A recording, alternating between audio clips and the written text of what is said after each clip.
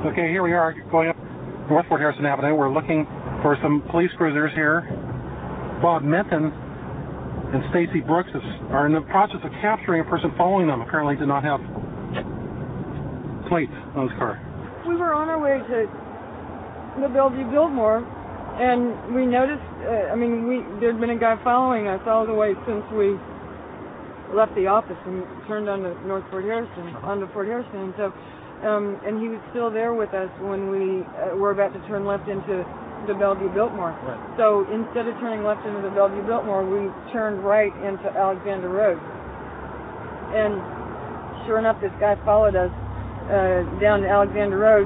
We do a circle around, and the guy is like following us, circling around. Well, come on.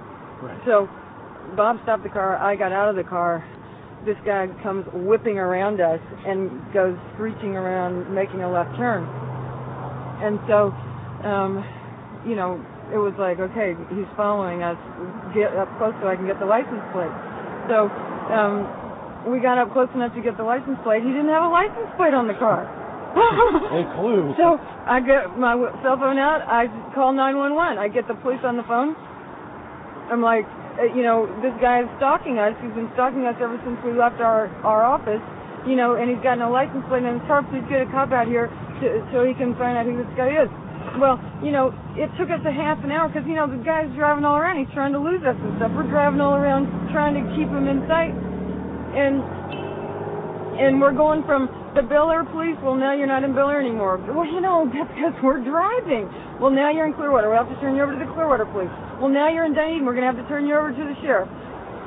So, this guy is like doing donuts in the parking lot and making a screeching right-hand turn from the left-hand lane. And we're, Bob's trying to stay behind him. And all the cop on the phone is saying is, if you're reckless driving, we're going to have to arrest you, ma'am.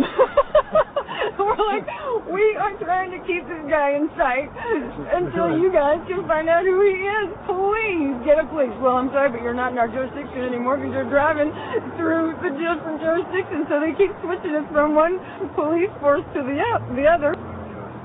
And finally, we get the Clearwater police on the phone, and they go, okay, we're with you. We see you. We're coming.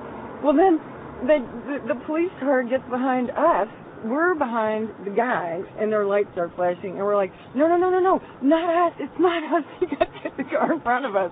We're on the phone with the police department. The police are telling the police cars, and they finally get this guy, but they aren't sure what's going on, so they make Bob and me put our hands on the car, and we're like, no, not us.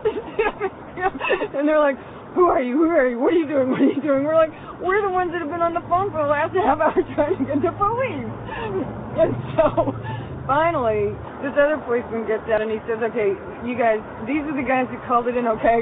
Leave them alone. We need to go talk to the guy in the other car. We're like, thanks.